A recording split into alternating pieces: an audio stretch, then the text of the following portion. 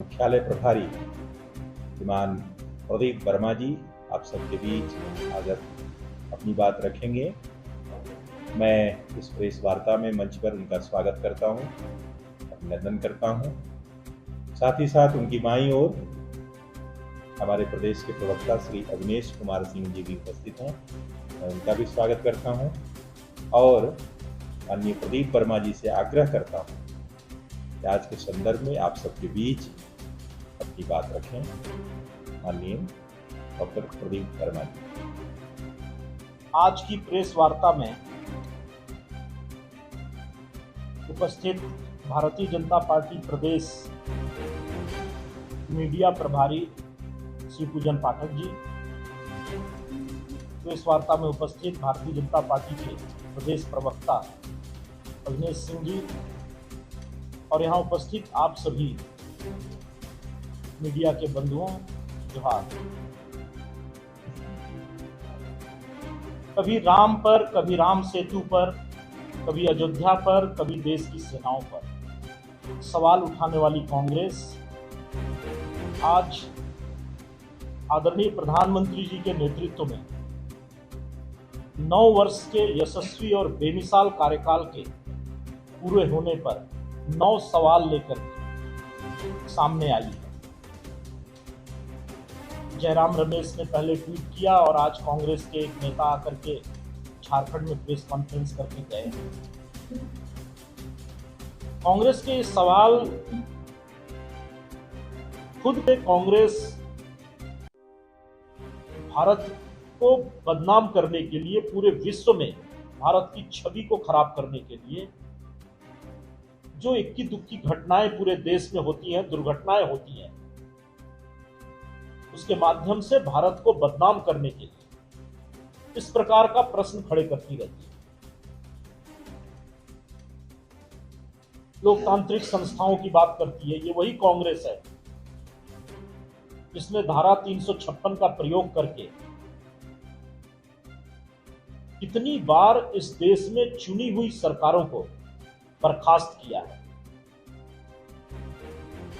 उनकी सरकारें कई राज्यों में अपनी आंतरिक कलह का शिकार होकर के सत्ता से बाहर हुई हैं, उसका दोष वो भारतीय जनता पार्टी को देते हैं। आप अपनी सरकारों को संभाल नहीं पाते, आप गठबंधन का धर्म निभा नहीं पाते, तो आप भारतीय जनता पार्टी को दोष देते दिख रहे हैं। लगातार देश में महंगाई बढ़ाने वाली कांग्रेस आज महंगाई पर बात कर रही है और खुद जहां उसका शासन है वहां महंगाई कम करने के लिए कुछ करती नजर नहीं आती। कांग्रेस ने इन सवालों में बेरोजगारी पर बात की। राज्य में जेएमएम कांग्रेस की सरकार है। 2019 का चुनाव लड़ते समय उनके घोषणा पत्र में 5 लाख लोगों को रोजगार देने की बात कही गई। कॉन्ट्रैक्ट पे जो लोग काम कर रहे हैं, सरकारी सेवा में हैं, उनको अस्थायी करने की बात कही गई थी। कितने लोगों को सरकार ने रोजगार दिया? यहां पूरे राज्य के युवा हताश निराश है। जो कॉन्ट्रैक्ट पे लोग काम कर रहे थे उनका कॉन्ट्रैक्ट खत्म कर दिया गया। पूरी तरीके से राज्य को नियोजन नीति, स्थानीय नीति, इसके जाल में उलझा करके राज्य के नौजुवकों के भविष्य को बर्बाद करने वाली कांग्रेस आज केंद्र सरकार पर सवाल उठा रही है। वही केंद्र की सरकार है जिसने भारत को एक मैन्युफैक्चरिंग हब बनाने की दिशा में 2014 से ही काम करना प्रारंभ किया, जिसका परिणाम हुआ कि पिछले वित्तीय वर्ष में 16,000 करोड़ रुपए के रक्षा सामग्रियों और उपकरणों का निर्यात भारत ने किया। ये वही भारत है जो रक्षा उपकरणों के लिए विदेशों पर निर्भर रहता था। बहुत बड़ा बाजार था भारत रक्षा उपकरणों के खरीद का। करोड़ों रुपए की दलाली खाई जाती थी। बोफर्स कांड हम सबको याद होगा, जिस पर इनकी सरकार को जनता ने उखाड़ फेंका था। आज भारत रक्षा सामग्रियों के निर्माण में विश्व का एक प्रमुख देश बन रहा है। भारत में बने हुए हल्के फाइटर विमान हो, हमारे मिसाइल्स हो, आज दुनिया के कई देश उसे खरीद रहे हैं। लाखों लोगों को रोजगार के नए अवसर इस कारण से इस देश में उत्पन्न हुए हैं। 2022-23 में 90,000 करोड़ रुपए का मोबाइल भारत से निर्यात किया गया है। ये वो देश है जहां 2014 में 78% मोबाइल विदेशों से इंपोर्ट होते थे और आज ये स्थिति है कि भारत में जो मोबाइल हम यूज करते हैं उसमें 95% मोबाइल भारत में ही बने हुए होते हैं। एप्पल से लेके एमआई से लेके Xiaomi से लेके सैमसंग तक सभी बड़ी कंपनियां अपना मोबाइल अब भारत में बना रही हैं। 5 लाख लोगों से अधिक रोजगार के अवसर, 70% महिलाओं को जॉब मिला है। इलेक्ट्रॉनिक उपकरणों के मैन्युफैक्चरिंग का आज भारत दुनिया में एक प्रमुख देश बन के उभरा है और इससे देश के नौजुवकों को देश में काम करने का एक बहुत बड़ा अवसर उत्पन्न हुआ है।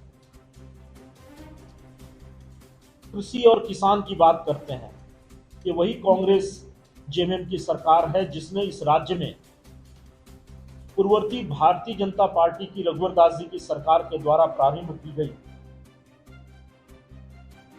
मुख्यमंत्री कृषि आशीर्वाद योजना को बंद कर दिया।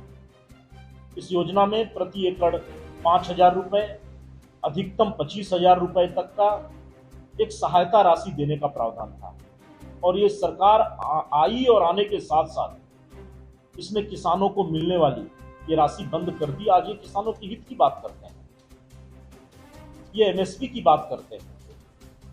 जब से आदरणीय प्रधानमंत्री जी के नेतृत्व में केंद्र की सरकार आई है, लगभग सभी प्रमुख फसलों के एमएसपी दर में 1.5 गुना से अधिक वृद्धि हुई है।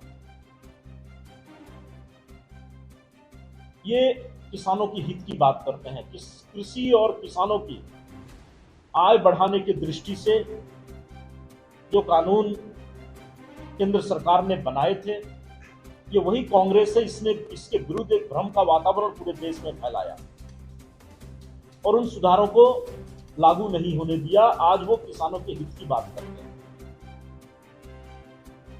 भ्रष्टाचार और मित्रवाद की बात करते हैं।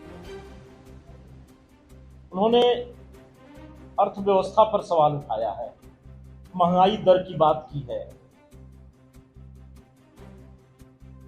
कांग्रेस को याद होना चाहिए कि 2014 के बाद से, जब से आदरणीय नरेंद्र भाई मोदी जी के नेतृत्व में केंद्र में सरकार बनी है, तब से लगातार उसने महंगाई दर पे काबू की है। चाहे खुदरा महंगाई दर की बात हो या होलसेल महंगाई दर की बात हो।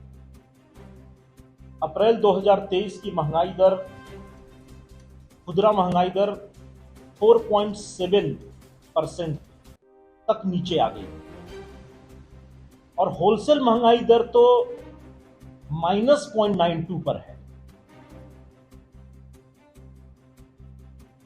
राज्य में इनकी सरकार बनी, दिसंबर 2019 में सत्ता में आए। तेलों के दाम बढ़े, भारतीय जनता पार्टी की कई राज्य सरकारों ने अपने हिस्से का जीएसटी कम किया, तेल के दाम नीचे आए, राज्य की जनता को उसका लाभ मिला। लेकिन यहां कांग्रेस ने राज्य की जनता को कोई लाभ नहीं पहुंचाया। अपने हिस्से का जीएसटी कम करके जनता को लाभ पहुंचा सकती थी, महंगाई को नीचे ला सकती थी। उसकी जगह उसने एक भूल भुलैया जैसी योजना लाई, जिसका अखबारों में आप देखेंगे तो न्यूज में छपता है कि कितने लोग उसका लाभ लिए और जो लाभ ले रहे थे वो भी कैसे निराश होकर के उस योजना से बाहर हुए।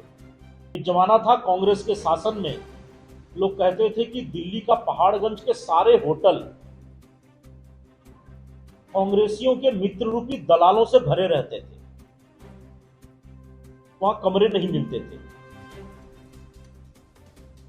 रक्षा सामग्रियों की खरीद हो या जितने भी प्रकार की सरकारी खरीद होती थी, हर खरीद का एक विशेषज्ञ दलाल जो किसी न किसी कांग्रेसी का मित्र होता था, वो दिल्ली में सालों भर अड्डा जमाए रखता था। होटलों में अस्थायी रूप से उनके रूम बुक रहते थे। वो कांग्रेस आज भ्रष्टाचार की बात कहती है।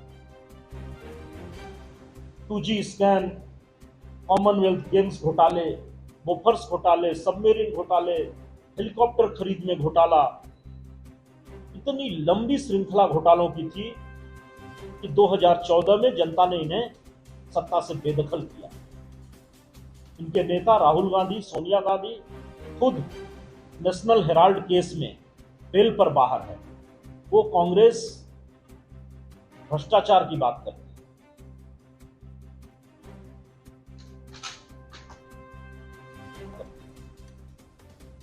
इस देश के बहुसंख्यक समाज को हमेशा से कांग्रेस ने पिटने वाला, मार खाने वाला बना के रखा। आज वो समाज जब अपने स्वाभिमान की रक्षा के लिए खड़ा हुआ है, जब देश के नौजुवक अपने मान सम्मान, अपने स्वाभिमान की रक्षा के लिए खड़े हुए हैं, तो कांग्रेस इसको सद्भाव बिगाड़ने वाला वातावरण कहती है। तो कहती है कि सद्भाव बिगड़ रहा है, जबकि इनकी तुष्टीकरण की नीतियों के कारण